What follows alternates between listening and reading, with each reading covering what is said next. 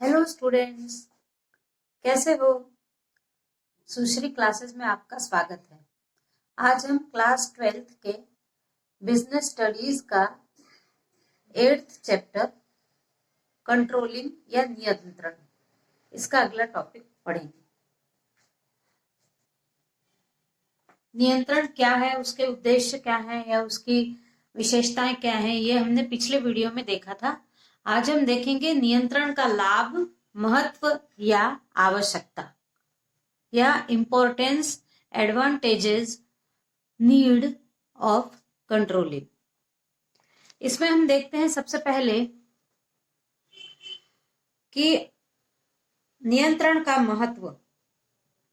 यदि व्यवसाय को सफलता प्राप्त करना है तो प्रबंधकीय नियंत्रण आवश्यक है, यानी प्रबंधकों के द्वारा किया जाने वाला नियंत्रण आवश्यक है।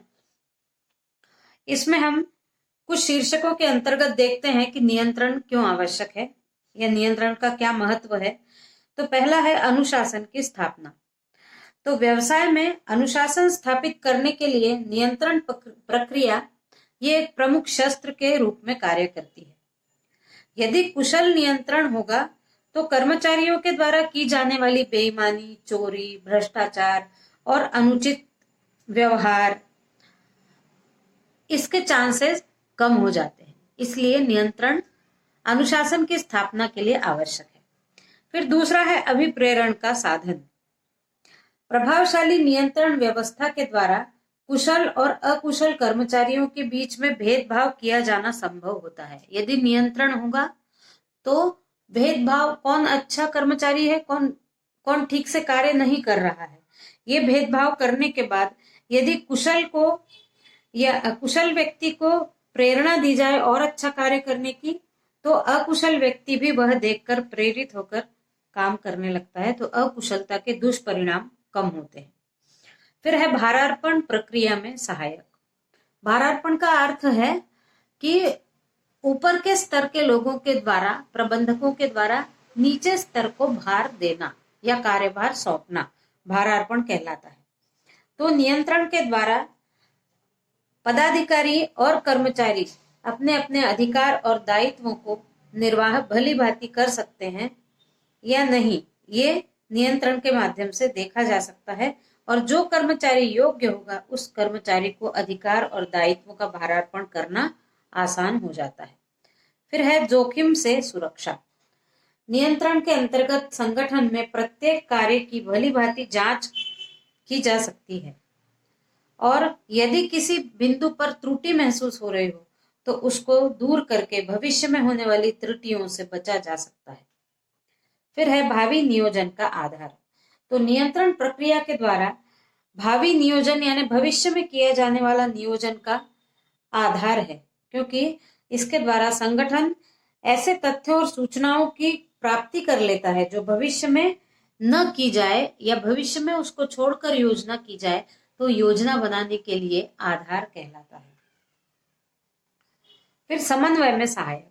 नियंत्रण पद्धति से यदि किसी फर्म के विभिन्न विभाग हैं तो उनमें समन्वय स्थापित किया जा सकता है। फिर अगला है कर्मचारियों की कार्य कुशलता में वृद्धि। नियंत्रण के द्वारा कर्मचारी की को निर्धारित कार्य जो दिया जा रहा है वो कर्मचारी ठीक से कर रहा है कि नहीं, ये देखकर उस कर्मचारी को गलती पर टोक कर उसकी कार्य क्षमता में वृद्धि की जा सकती है। फिर है अगला अन्य क्षेत्रों में महत्व। तो नियंत्रण का महत्व जिस प्रकार से व्यवसाय में है उसी प्रकार नियंत्रण नेतृत्व को भी सफल बनाता है, यानी नेता को भी नियंत्रण देखने की आवश्यकता है। प्रभावी नियंत्रण व्यवस्था से उत्पादन लागत में भी कमी आती है। यदि नियंत्रण अच्छा हो तो किसी भी कच्चे माल का अथवा किसी भी संसाधन का व्यर्थ होना संभव नहीं होता है यदि नियंत्रण रखा हो कर्मचारियों पर। तो ऐसे में लागत कम होती है और उत्पादन जो होता है वो कम कीमत पर लोगों को प्राप्त हो जाता है। फिर कर्मचारियों की कार्य क्षमता में वृद्धि। नियंत्रण के माध्यम से कर्मचारियों की कार्य क्षमता में वृद्धि की जा सकती है और अधीनस्थों के मनोबल में वृद्धि। नियंत्रण के माध्यम से जो अधीनस्थ कार्यकर्ता हैं उनके मनोबल में वृद्धि की जा सकती है। और आधुनिक व्यावसायिक जटिलताओं पर नियंत्रण रखा जा सकता है। अब हमारा अगला टॉपिक है नियंत्रण प्रक्रिया के प्रमुख चरण या सोपान, steps in the process of controlling. तो यदि कंट्रोलिंग किस प्रकार से किन चरणों में किया जाना चाहिए, सबसे पहले क्या किया जाना चाहिए, हम देखते हैं कि विलियम न्यूमैन के अनुसार एक नियंत्रण प्रणाली में 3 आधारभूत कदम होते हैं।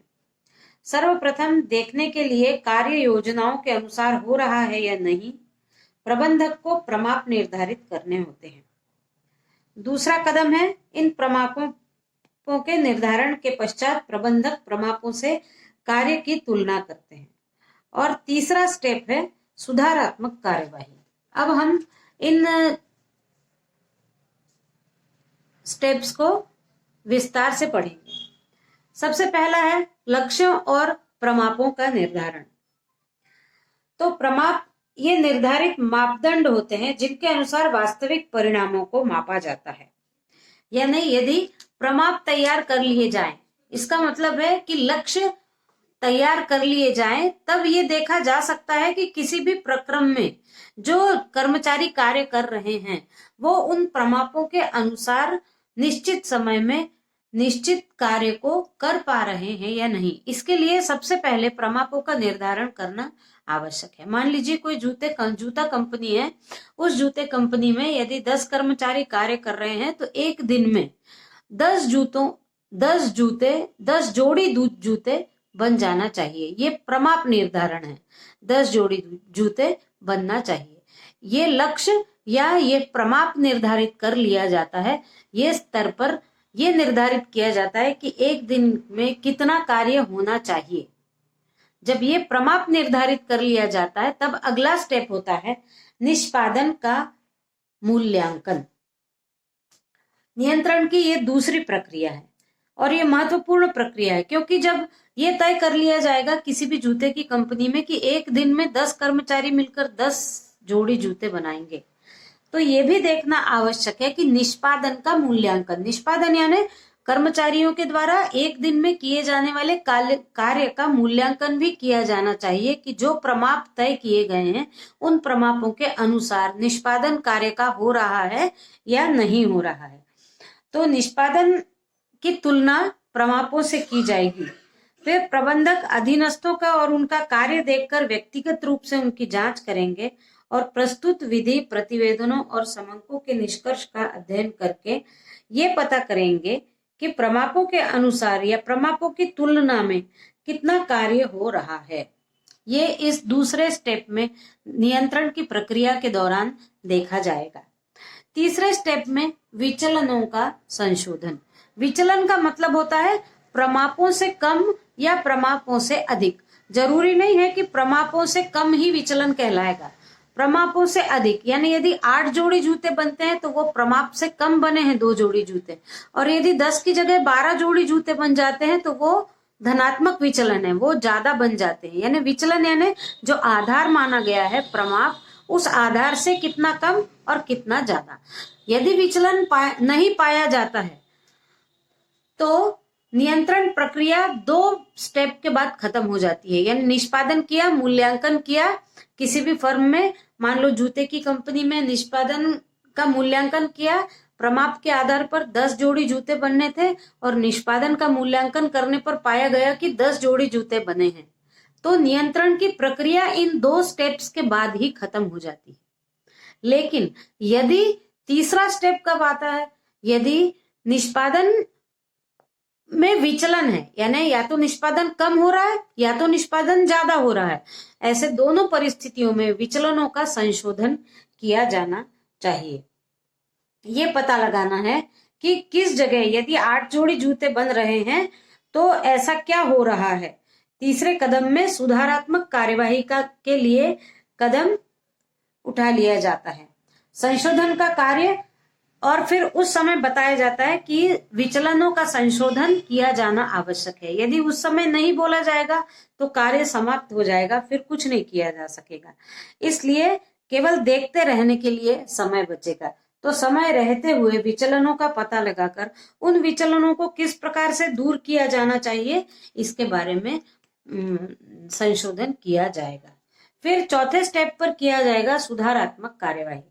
यदि विचलन प्राप्त होता है तो वास्तविक निष्पादन कितना होना चाहिए, उस निष्पादन को होने के न हो पाने के पीछे क्या कारण है, इनका पता लगाया जाना चाहिए और उन कारणों को दूर करने का कार्य सुधारात्मक कार्यवाही के अंतर्गत किया जाए। यानी यदि 8 जोड़ी जूते बन रहे हैं तो कहाँ प्रॉब्लम आ रही है ये पता करके फिर उसमें सुधार करके वो उसी समय किया जाना चाहिए। बाद में ये सुधार 8 जोड़ी जूते बन गए तो आज का दिन खत्म हो गया। इसलिए समय समय पर नियंत्रण करके उस 8 जोड़ी को 10 जोड़े में परिवर्तित करना, ये कहलाएगा सुधारात्मक कार्य। अब हम देखते हैं अगला हमारा टॉपिक है नियंत्रण की तकनीकें, विधियां या प्रणालियां। टेक्निक्स, मेथड्स और सिस्टम ऑफ कंट्रोलिंग। इसमें हम देखते हैं कि ये नियंत्रण की तकनीकें 2 भागों में बांटी गई हैं। पहला भाग है विशिष्ट नियंत्रण तकनीकें और दूसरा भाग है सामान्य नियंत्रण तकनीकें। तो विशिष्ट नियंत्रण तकनीकें किसी भी फर्म में ये विशेष जगहों के विशेष बातों के लिए ये नियंत्रण आवश्यक है। जैसे हो गया बजट पहला है विशिष्ट नियंत्रण तकनीकों में पहला है बजट नियंत्रण। बजट नियंत्रण एक ऐसी प्रक्रिया है जिसके जरिए बजट अनुमानों और वास्तविक परिणामों की तुलना की जाती है। जब भी बजट बनाया जाता है तो वो अनुमान होता है और बाद में कार्य होने के बाद उस बजट का कितना वास्तविक